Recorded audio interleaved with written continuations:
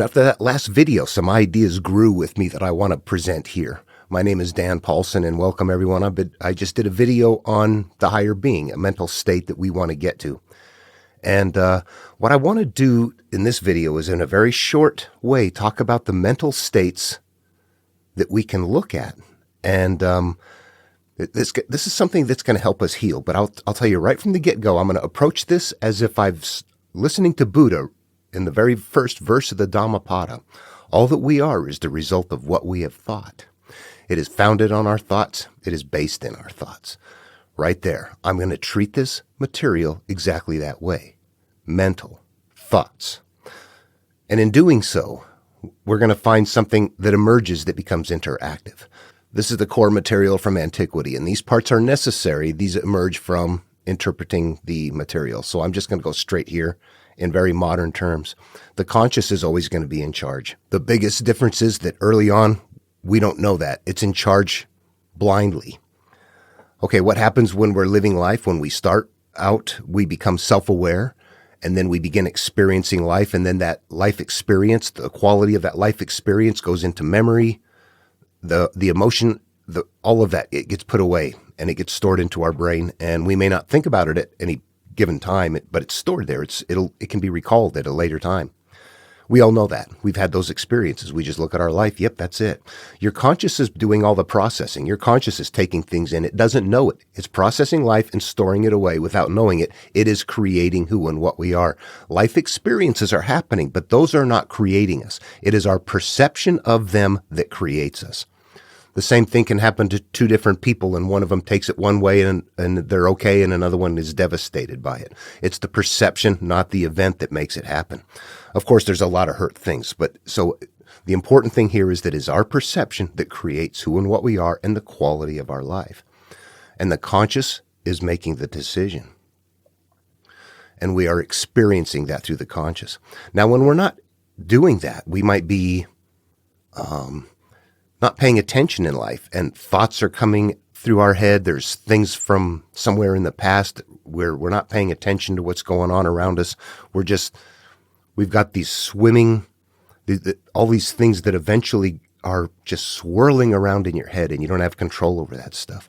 What we need to know at that point is that again is happening in the conscious. That's where we experience it. This is our human interface right here, our perception right there. Everything, all the experiences are going to be through our consciousness. However, those experiences are coming from our past. And if we can identify that, we realize, okay, when I'm not taking things in and I'm not observing and having a good time, when I am acting out, there's coming from different places. There's a higher being that is observing from a distance. Here's a part of me that is acting out. Here's another part of me that is processing it and putting it away. And that is how I come about. And those three parts are there, and you can see which one is in play. Once we identify them, we can begin to interact with them instead of just going, I got this swirling stuff in my head. But we can identify what that swirling stuff is and then begin to manipulate it. But this is where something different happens. This is where a transition happens from the conscious going, I'm just living life. Well, the conscious doesn't even know it. At first, we're just doing this unaware. What happens when you realize, okay, it's my conscious that's really having all of these experiences, putting it away, that has to interact with it, that has put it away. If my conscious has had an experience and went and stored it somewhere in the subconscious, you can't just, it's not going to disappear. The conscious has to go get it and bring it back out. There's a point where the conscious changes from making all of the decisions and being in charge, unaware of that, to going, oh, shoot, I'm in charge. I gotta do things different. I gotta think different. I have to realize that what happens is we begin to shift into this understanding of cause and effect. We're beginning to let go of the physical world. We're beginning to grow beyond those physical experiences, but they can be so hurtful and difficult. But when we want to live through the higher being, people will tell you sometimes that's as far as they go, to just go live through the higher being and you'll be okay, live through the higher being. But what happens is the entire mass is left in place. When you interpret the material all the way down to Jesus, this is the eye.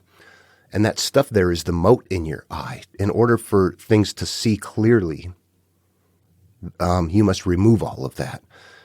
You don't leave it there, ignore it, and try to think around it. That's the DVD, The Secret, right there. That's just called So What. No, it's not so what. That's your impediments. Those are your anchors. The stuff that comes and keeps getting you, there's your failures right there. It's easy to tell people to forget about them. They like to hear that. If you're the person that goes, yeah, that's not working. My life is not okay. I have to go after that stuff. Then this is what happens. This is how you do it. But once you mentally turn that corner, it's like, okay, my conscious is in charge. Then throughout the day, maybe if you're at a point where, I can't get my thoughts to slow down, you suddenly elevate your perception to somewhere, up above 100 feet, looking down on everything, and, get out of yourself or something like that and see how that works. But it's always your conscious that's doing that. You're not bringing in anything to take over. Your conscious has to be the one that says, I recognize this part of me, and I recognize this part of me, and I'm going to employ both of them. I'm going to let the higher being deal with the pain of the past at the consciousness. They both have to come in together and experience.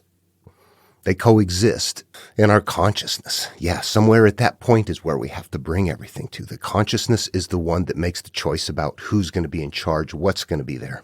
Now, just to go to the higher being, of course, when the stuff is in place, you keep shifting back to it. So the higher being then is used to get rid of that stuff. And eventually, when that stuff is gone, you're kind of living more from the higher being naturally. All of those other things that are in the way, the moat in the eye, are all being removed. And then you can see to help somebody else. We can't help anybody else when our stuff's all, I got my own issues.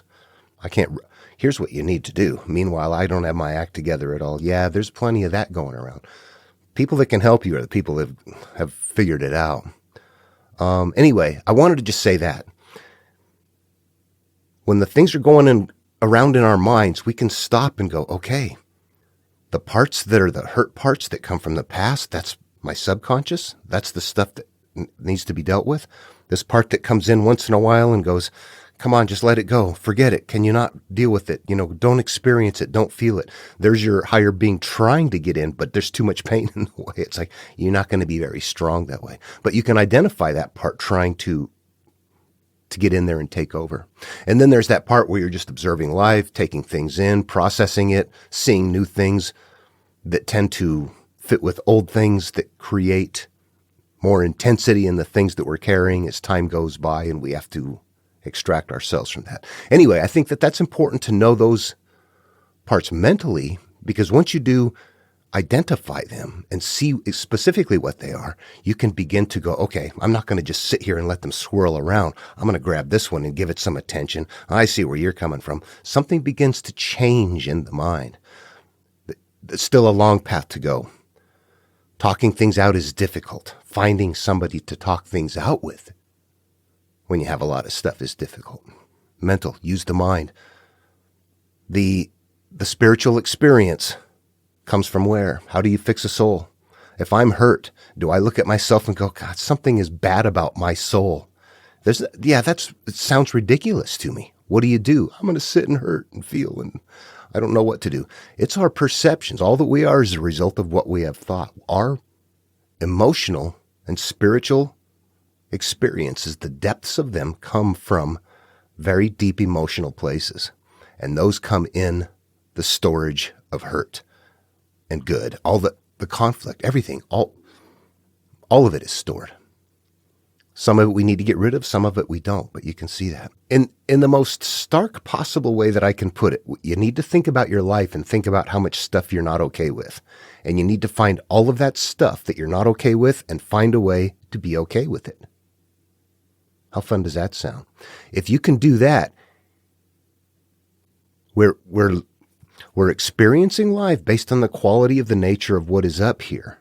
When life is not okay, it's because this is not okay.